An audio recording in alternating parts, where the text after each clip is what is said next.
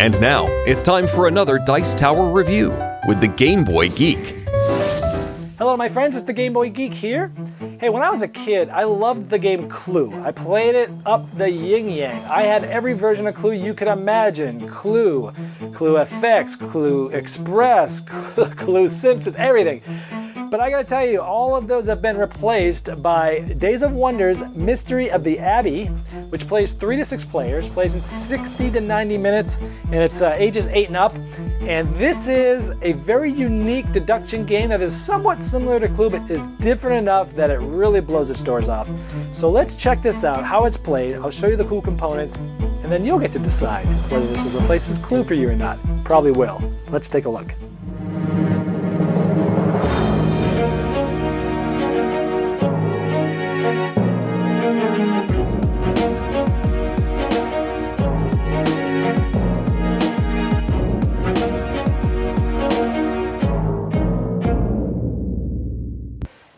At the beginning of the game, everyone is given one of these great player aids, which is full of a lot of information. It's very beautiful. It folds out, so it gives you all the room's information, so you don't have to ask anybody with the rules. It's kind of like a mini rule set. It also gives you some information and some strategy, and it doubles as your cheat sheet or your detective sheet cover. So you close it, no one can see the marks you're making.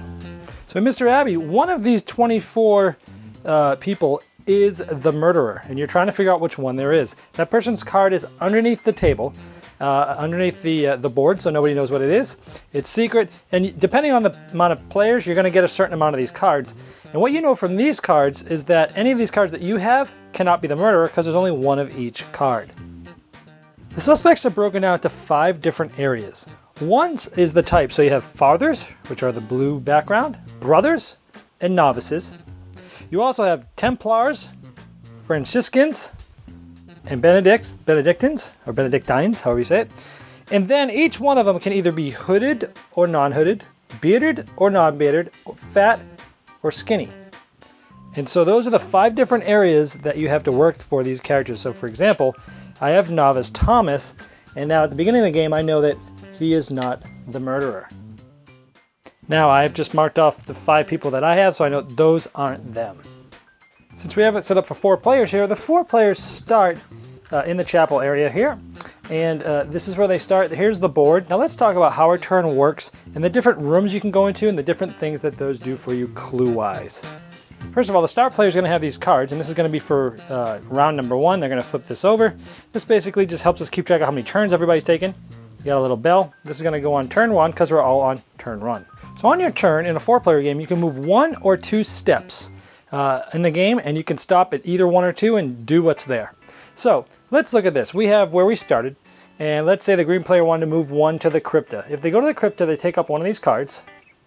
All of these crypta cards are the same. They all allow you to use this card layer for an extra turn after finishing your normal turn. All of the cards in that pile are exactly the same. It essentially gives you another turn.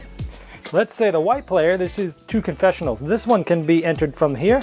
This one you have to come outside to enter through it. So let's say the white player is next. They go to the confessional. Since this die is black, that shows the last person who has visited there and done confession. So that person gets to take a card from the black player and randomly draw a card and keep it. And then mark down the murderer is not that person on their scorecard.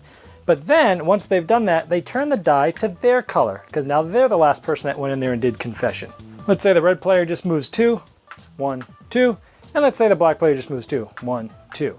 When somebody ends on a spot with someone else, they may interrogate them and ask them a question. Now the cool thing about this, and the most interesting part of this game probably, is that these questions are very open-ended. You can come up with them. You can ask them any question, as long as the answer can't be given to you, giving you a suspect's name. So you could say things like, how many fat guys do you have in your hand? Or how many fat guys do you have marked crossed off on your sheet? Or, you know, how many bearded monks do you have in your hand? Or do you have the Father Sergio card? Or have you eliminated Father Bruno from your list? Out of these 2 characters, how many of them do you have crossed off? Something like that. So you can become very very creative in the questions that you ask. Now, once you ask them, the other player can either take a vow of silence, which means he puts his finger up to his mouth, shh, and doesn't say anything, and in that case, you don't get to answer, or they answer your question. But if they answer your question, then that person gets to ask you a question, and you have to answer it. So it's a way of sharing information with each other. It's a really cool part of the game. Now, all the 4 players have moved. Everyone has had 1 turn, so we go to round 2. We put it right on the number 2. Okay, the cells. We see cells here. We see a cell for the blue person, the red person, the black person, the yellow person, and the green person, and the white person. Those are all cells. If, on my turn, I was able to move into the green cell, I would be able to take a card at random from the green person. That obviously gives me information that that person's not the murderer, but you want to be careful, because if the green person's within 2 steps of his own cell and catches you in it on his turn, if he catches you in his cell, you have to give that card back to them, and then you have to go all the way back to the chapel, and you end up losing your next turn in penance praying. If you go to the parlor, or the parloratorium, and there's any of these extra suspect cards, there's a few of them here at the beginning of the game, depending on how many players, you get to take it, and it's yours. So you'd get to mark this guy off from your list, and you keep it. Now, if there are no more cards, say everybody's gotten all those cards, there's none left, then what happens is you get to pick any one person and ask them a question. That question can be a 1 or 2 item thing. So you could say, hey, show me a Templar, or you could say, show me a fat novice. And if that person has 1 or more, they have to show you 1 of those cards, and only you get shown that card. Now we have the scriptorium here. We also have the biblioteca, or the library there. We're going to talk about if you end up in one of these spots, you end up grabbing one of these cards. Now keep in mind, when you go to the library here, the biblioteca, you have to have the fewest amount of cards from anybody else in the game. You can't be tied. You have to have the fewest amount of cards, suspect cards, in your hand. Then you can go to the library. So let's take a look at some of these cards. So let's look at a scriptorium card, for example. This one says, hey, keep this card in hand and play it when you arrive in the same location as multiple other players. You may then ask each of them a question instead of only asking one of them, and any monk that answers you may in turn ask you a question. So that's pretty good. That's a cool little thing. The biblioteca card. Let's check this one out. Take another turn immediately, during which you can go to the place of your choice. That's pretty powerful too. So these biblioteca cards tend to be the most powerful ones in the game, but you can only use them if you have the fewest amount of cards. So look at the suspect card for another player of your choice. Before you look at his cards, he may hide one, and only one card that you will not see. All right, so we've gone through 1, 2, 3, 4 turns. Let's say we're on the 4th turn. Everybody gets a turn. We're at the end of the 4th turn. What happens? The bell rings, and it's time for Mass. First of all, no matter where you are, all players go back to the chapel. In the first round, each player gives 1 suspect card to the player to their left. So you give away knowledge, but you also get knowledge. And then you draw an event card. An event card will be something like this. And when you flip it over, it will say something like, each player draws a suspect card at random from the player on his left and reveals it. All disclosed cards are removed from the game and placed face up on the side of the board. So these event cards do different things. Some of them are pretty powerful. Some of them will quite change the game quite a bit. It just changes your strategy. Also note that as the rounds go on, so that was round 2, for every round number it is, that's how many cards essentially you're going to pass to your left. So at the end of the 4 turns for round 2, you're going to pass 2 cards, and 3 cards, and so on and so forth, 4 cards. So as the game goes longer and longer, more information, so it really speeds the game up towards the end of the game if you haven't figured it out yet. Okay, so you come in here to the Capitol Hall room to make a revelation, or if you know exactly who the murderer is, you can come here and say it out loud. But let's say it's earlier in the game, you don't know exactly who it is, but you might have a good idea that it's a fat guy, or a guy with a beard. You can come in here and on your turn you could say, I believe the killer, I'm making a revelation, the killer has a beard. And that's a revelation. Now at the end of the game, if that's true, you'll get 2 points. If it's false, you're going to get -1 point. Now, anybody else can also come in here and say revelation. They can contradict yours. Maybe you said it's a fat guy, and the next person came in there and said it's a skinny guy. Contradictions are okay, you just can't mention one that somebody else said. So it's a cool way you can also go in there and throw everybody completely off and say something you know is not true just to screw everybody else's deduction up just a bit. Now, when going in for your final accusation, you can say who you think the murderer is. If somebody else has that card, meaning you're wrong because it's not the only single one under the board, they would show everybody that card. You would go back to the chapel for penance, you'd lose a turn, and you'd actually get -2 points at the end of the game. If you got it right, the game ends, and here's how the scoring works. So earlier, you remember those revelations. You get +2 points for a good one, -1 for a wrong one. If you're the one that actually says who the murderer is and you're right, you get 4 points. And if you're wrong, you get -2 points.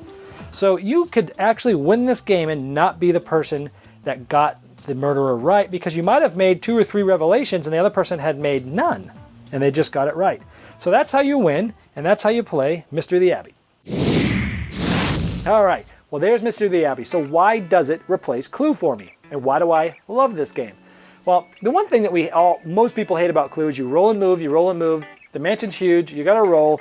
It's randomization, there's a lot of spaces, you spend half the time moving. In this game, even though you have to move and there is a board, it's quite compact and you know how many spaces you can move in a turn. It's not random. So it takes the randomness out of it, and even though they're still moving, it's not like it takes forever to get to the other side of the board like it does in Clue. So, and the different rooms, since they do such different things, it's okay and it's cool, I thought. You know, whether you're going into the confessional to steal a card from somebody, or going into the library to get that very powerful card. Really interesting. The mechanics that really brought this game to life to me, there's 2 of them. One is the questioning. When you question the player and it's open-ended and you ask these cool questions and you watch which questions other people ask and you learn from it. And as you play the game more and more, you learn which questions to ask and when. And really learning how to ask these questions is really the key to getting really good at this game and getting better than other people at it. And asking the questions so that you learn information, but you're not really giving away too much to other people. That's really really cool. My favorite mechanic in the game is just how that is open-ended there. Also, the revelations. When you can go in, you can say, I think the guy has a hood. And it's so cool thing because at the end of the game, you can still be the person that finds the murder and lose. The last game I played of this, I had gone and made an early revelation. I ended up being wrong with that revelation that I found out once I knew who the killer was. Somebody else, between the time that I made my first incorrect revelation and my final accusation, the same person went in and made 2 revelations. And I knew who the murderer was at that time, so I knew he had them both right. So if I had gone in and just said who the murderer was, I would have lost, even though I got it right by 1 point, right? So I had to know that, and then I had to go in, make a revelation, say one, then come out, then go back in to win the game. I just think that's cool that you really not only just have to get the guy right, but you have to play the whole game well. That's awesome. So between those 2 mechanics, this makes the game awesome. If it's a little too long for you or you feel like the moving takes too long, there's that variant where you can move up to 3 spots and you start the little church card on 2, so you can speed it up that way. Overall, awesome game, awesome components. There's a reason why it's been out for a long time, but yet it keeps getting reprinted and you see it being played everywhere. It is a good game. To replace Clue, I love deduction games anyway, so it's up there with one of, I have a lot of really good ones and this is up there with it. No brainer. If you like deduction games, if you like Clue, if you like any of those things, you have to check out Mystery of the Abbey. Awesome game. Gotta check it out. Thanks so much for watching the Dice Tower videos. Find more great videos and reviews, as well as our top-rated audio podcast at Dicetower.com. You can also find other great shows at Dicetowernetwork.com. I'm Eric Summerer, and you've been watching The Dice Tower. The Dice Tower is sponsored by Cool Stuff Inc., where you can find great games for great prices. Cool stuff in stock. Check them out at CoolStuffInc.com.